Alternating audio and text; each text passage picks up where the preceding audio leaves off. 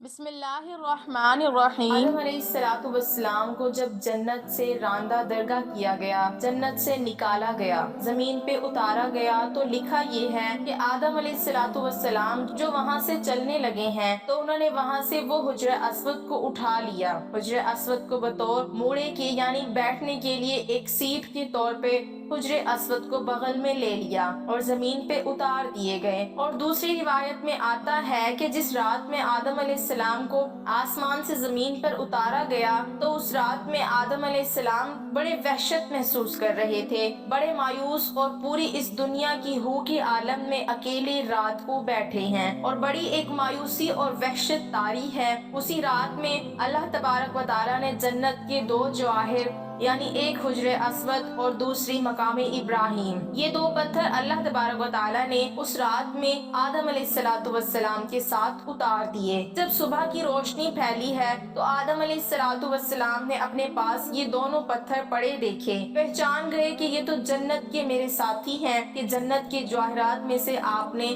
دونوں کو لے کے سینے سے لگا کے ان کو بغل گیر ہو گئے۔ اس سے تسکین حاصل کرنے لگے کہ یہ وہ جنت کا ایک سامان میرے ساتھ آ گیا ہے۔ اس طریقے سے اللہ نے ان دونوں پتھروں کو زمین پر اتارا، اور عجیب بات ہے، ایک حدیث میں آتا ہے کہ آدم علیہ السلام جو حجر اسود لے کر آئے تھے، اصل میں حجر اسود ایک فرشتہ تھا۔ جب آدم علیہ السلام کو جنت میں اللہ تبارک و تعالیٰ نے آباد کیا، ایک فرشتے کی نگرانی لگا دی کہ آدم علیہ السلام کی نگرانی کرے کہ وہ ان تمام کی تمام جنتی ان کے لیے مباح ہے، لیکن یہ جو ایک درخت ہے، اس درخت کے کھانے سے ان کو منع کیا گیا ہے، تو تم اس کی نگرانی کرتے رہو کہیں آدم علیہ السلام اس درخت کا پھل نہ کھائیں۔ چنانچہ یہ فرشتے وہ آدم علیہ السلام کی نگرانی کرتا رہا تو آدم علیہ السلام بھی محتاط رہے اور جنت کے اندر وقت گزرتا رہا۔ جب اللہ تبارک و تعالیٰ کو تکوینی طور پر منظور تھا کہ آدم علیہ السلام پھل کھائیں اور پھر آگے سارا پڑوسی جو ہوا، تو یہ تکوینی نظام ہے، اللہ کے ہاں یہ ہونا تھا، یہ مقدر تھا، تو اللہ تبارک و تعالیٰ نے آدم علیہ السلام سے اس فرشتے کو اوجھل کر دیا، یعنی آدم علیہ السلام کو فرشتہ دائیں بائیں کہیں نظر نہیں آیا۔ تو جب یہ آدم علیہ السلام کو پھل کھانے کا موقع آیا تو انہوں نے آگے بڑھ کے اس پھل کو کھا لیا۔ جیسے ہی پھل کھایا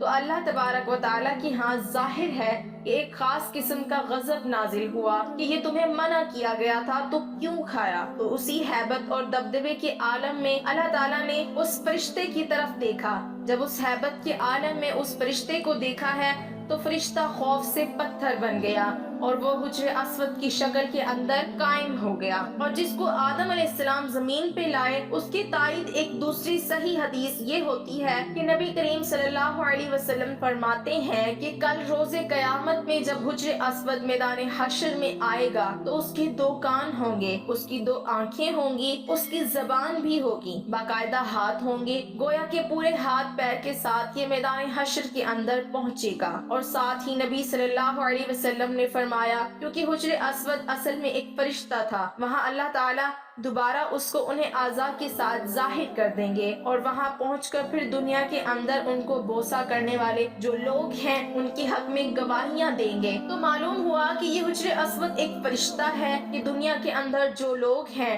جو اس کو بوسہ دیتے ہیں اور وہ تختی پر نوٹ ہو جاتا ہے کہ اس آدمی نے مجھے بوسہ دیا، اس کے گناہ معاف کر دیے گئے، تو کل روز قیامت میں وہ اس کی گواہی دے گا۔ اور مزے کی بات ہے کہ دنیا کے اندر ایک بہت بڑے محدث گزرے ہیں، وہ یہ کہتے ہیں کہ مکہ کے اندر حرم میں حجر اسود کے قریب، کعبہ کے قریب ایک عرصہ تک رہا تو میں نے ایک مرتبہ عجیب منظر دیکھا کہ یہ حجر اسود وہاں سے نکلا اور اس کے دونوں ہاتھ تھے، پیر بھی تھے، اس کے کان اور پوری ایک انسانی شکل میں نکلتا ہے، وہ نکلا اور کافی دور تک ٹہلتا ہوا اور دوبارہ اسی جگہ قائم ہو گیا اور اسی طرح پتھر کی شکل اختیار کر دی۔ اس روایت سے تائید ہو گئی ہے کہ جو اس بہت بڑے محدث نے یہ نظارہ دیکھا تو معلوم ہوا ہے، حدیث میں آتا ہے کہ جب حجر اسود کو کوئی حج یا عمرہ کرنے والا بوسہ دیتا ہے تو حقیقت میں وہ اللہ سے مصافحہ کرتا ہے، اللہ سے سلام کرتا ہے، تو سلام کرنے کے نتیجے میں اللہ تعالیٰ اس کے سارے گناہوں کو کو معاف کر دیتے ہیں، جیسے خود دو ایمان والے